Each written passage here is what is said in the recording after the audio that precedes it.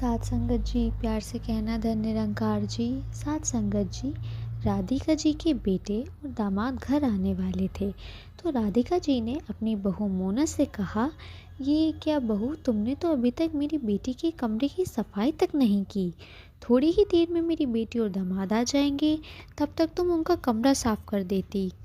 अब राधिका जी ने बहू मोना को ये बात डांटते हुए कही तो मोना ने हैरानी से कहा, माँ जी, मैंने अभी तो सफाई की है, अब दोबारा सफाई करने क्या मिलेगा। गुस्से में कहने लगी कि तुम्हें तो घर में मेहमानों की खातिरदारी भी करनी नहीं आती। अरे मेरा दामाद ना जाने मेरे बारे में क्या सोचेगा। अब खाना तो तुमने बना ही लिया ना, ये बताओ तुमने खाने में क्या क्या बनाया है।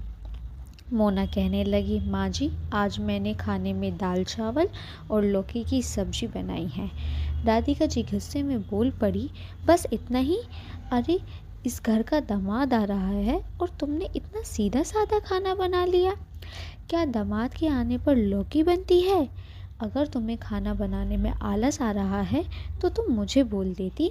अभी भी मेरे शरीर में इतनी जान है कि मैं अपनी बेटी और दामाद के लिए अच्छा खाना बना सकूं। तुम यहाँ से चली जाओ, मैं उनके लिए पकवान बना लूँगी। मोना बोली, अरे माँ जी, मैंने उन लोगों से पूछा था, उन लोगों ने खुद ही मुझे कहा था कि सीधा साधा खाना बनाओ।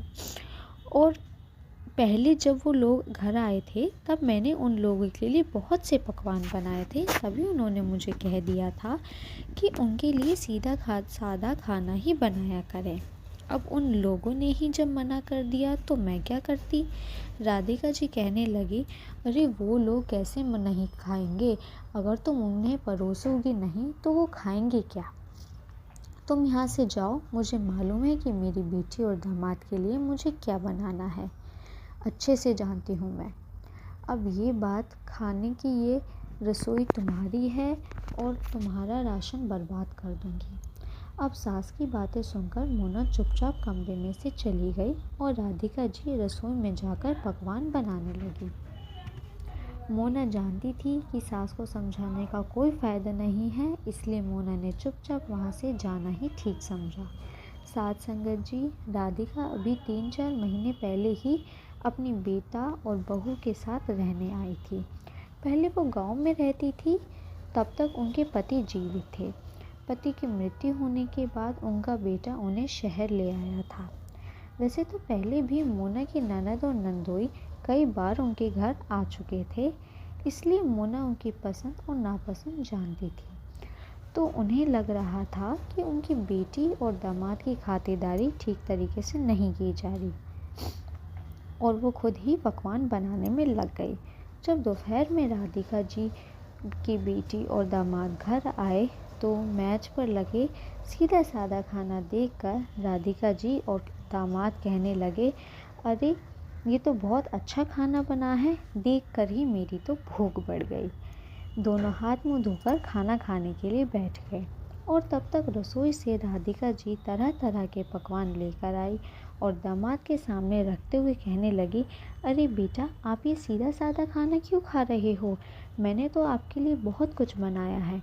दामाद कहने लगे, माँ जी, आपको इतना परेशान होने की क्या ज़रूरत थी, भाभी को तो पता ही है कि हमें खाने में क्या पसंद है।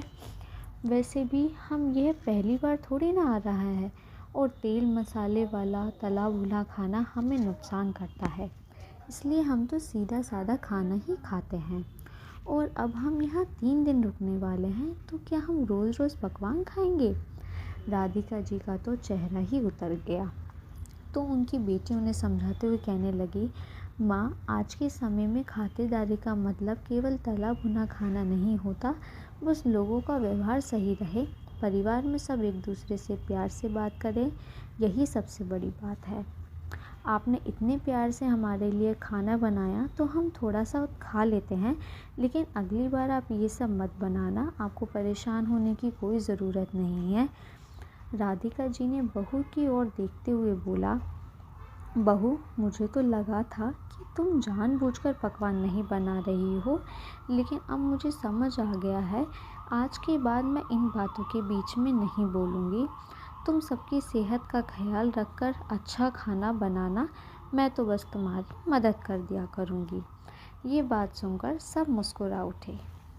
साध संगत जी, किसी के घर जाकर खातिरदारी करवाने के चक्कर में आप अपना स्वास्थ्य मत खराब कीजिएगा और किसी भी बात को जाने बिना किसी पर कोई इल्ज़ाम मत लगाइएगा।